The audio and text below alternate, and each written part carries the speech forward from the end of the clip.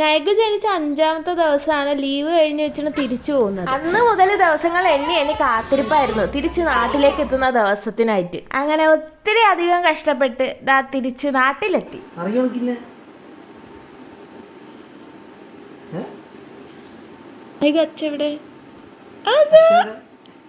Leave കിട്ടാനുള്ള സമയവും കഴിഞ്ഞു, യുദ്ധവും വന്നു. അത് കഴിഞ്ഞപ്പോഴോ കമ്പനിക്ക് ലീവ് തന്ന് നാട്ടിൽ വിടാനുള്ള താല്പര്യവും പോയി. അങ്ങനെ ഒരു വിധത്തിൽ ഇങ്ങ് എത്തി. ഇനി ആ കഥ പറയാൻ നിന്നാ ഇതില് ഫുള്ള് അത് പറയാനേ സമയം ഉണ്ടാവുള്ളൂ. നൈഗുവിന് അച്ഛാന്ന് പറഞ്ഞ ഫോണിലെ വാൾപേപ്പർ ഫോട്ടോ ഫ്രെയിംസ് ഒക്കെയാണ്. അപ്പോ പെട്ടെന്ന് അച്ഛാന്നൊക്കെ പറഞ്ഞപ്പോ അവ ഒന്ന് സ്റ്റക്കായി.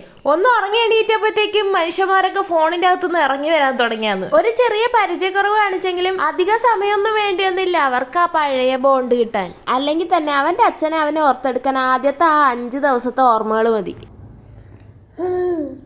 അങ്ങനെ ഒത്തിരി നാളായി ഞാൻ മനസ്സിൽ കണ്ടുകൊണ്ടിരുന്ന കുറേ വിഷ്വൽസ് നേരി കാണുമ്പോൾ ഞാൻ മണിക്കൂറുകളോളം ഇവരെ തന്നെ നോക്കിയിരിക്കുകയായിരുന്നേ. ഇന്നത്തെ ദിവസം നൈഗു എൻ്റെ അടുത്ത് ആകെ ഫീഡ് ചെയ്യാൻ വേണ്ടി മാത്രമാണ് വന്നിട്ടുള്ളത്. അങ്ങനെ അത്രയും സമയവും ഞാൻ ഇവരെ രണ്ടാളെയും ഇങ്ങനെ നോക്കിയിരിക്കുകയായിരുന്നു. അവസാനം രണ്ടാളും ക്ഷീണിച്ച് ഉറങ്ങി എണീറ്റപ്പോഴോ വീണ്ടും സർപ്രൈസ്.